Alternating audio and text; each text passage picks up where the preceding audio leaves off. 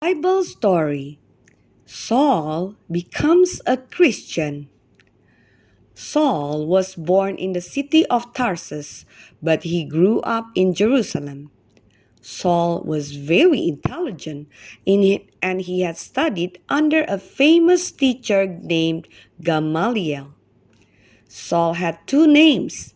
His Jewish name was Saul, and his Roman name was Paul.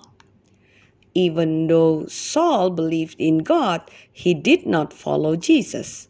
In fact, he was an enemy to people who followed Jesus. Saul hated Christians and wanted to destroy the church. He even dragged Christian men and women out of their houses and put them in prison for believing in Jesus. Another way to say you are hurting or threatening people for what they believe is to say you are persecuting them. Saul persecuted Christians, so Christians everywhere were very afraid of him. Once, Saul asked the high priest in Jerusalem for letters so he could take them to the Jewish leaders in the city of Damascus. He thought the leaders would hate Christians too. He thought they could help him arrest all of the Christians there. So Saul set out for the city of Damascus. As he and his companions were walking along the road to Damascus, something totally unexpected happened. A bright light shone down, and everyone stopped. The light was so bright that it made Saul blind. The others in the group saw the light and could hear something, but only Paul could hear a voice that said, "Saul, Saul, why are you persecuting me?" Paul was blind, but he could hear the voice clearly. "Who are you?" he asked. Then he heard the answer. "I am Jesus, and you have been persecuting me. Now get up and go into the city." Saul was shocked. This was Jesus, but he thought Jesus was dead. Now Saul knew the truth. Jesus is alive. And that was not all. Jesus had asked Saul, "Why are you persecuting me?" Saul had been saying to everyone that Jesus was dead. He had persecuted Christians and even thrown them in prison.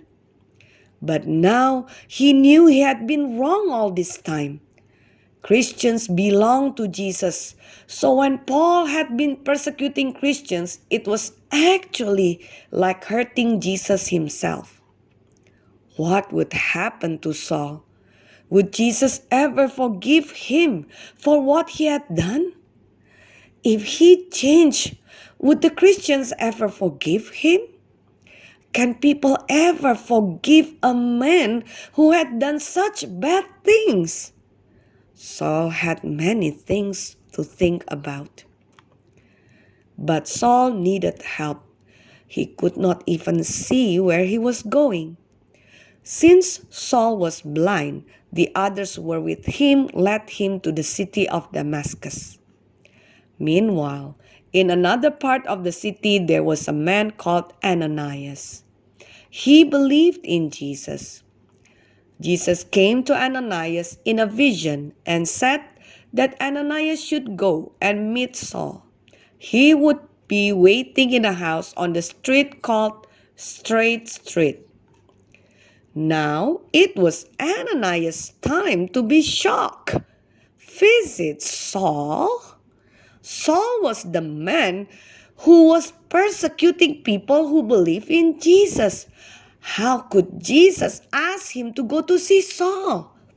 Ananias was very frightened. What would Saul do to him? But in the vision, Jesus told Ananias that he had chosen Saul to do a very important job.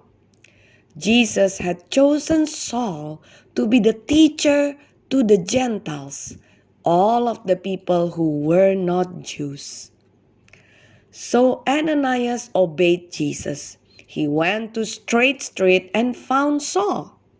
He touched Saul and said, "Brother Saul, Jesus, the one who appeared to you on the road, has sent me so you can see again and be filled with the Holy Spirit." As soon as Ananias said these things, like scales fell from Saul's eyes, and he could see again. Then he got up and was baptized. Now that Saul knew the truth about Jesus, he wanted to tell everyone. He preached to the people in Damascus. Many people began to believe in Jesus when they heard Saul preach. But not everyone was happy. Saul was preaching about Jesus. Some were very angry. They began guarding the city gates so they could catch and kill Saul if he tried to leave the city. But Saul's friends had a great idea. Late one night, they put Saul in a basket and lowered the basket over the wall. Saul escaped. The Christians in Damascus had begun to trust Saul, but there were still many Christians in other places that remembered how he had once been their enemy. When Saul went back to Jerusalem, the Christians there did not trust Saul and did not want him to be with them. But Saul continued to do what Jesus had told him to do. He was a very different person now. When he used to live in Jerusalem, he told people not to follow Jesus. Now he told them that they should follow Jesus.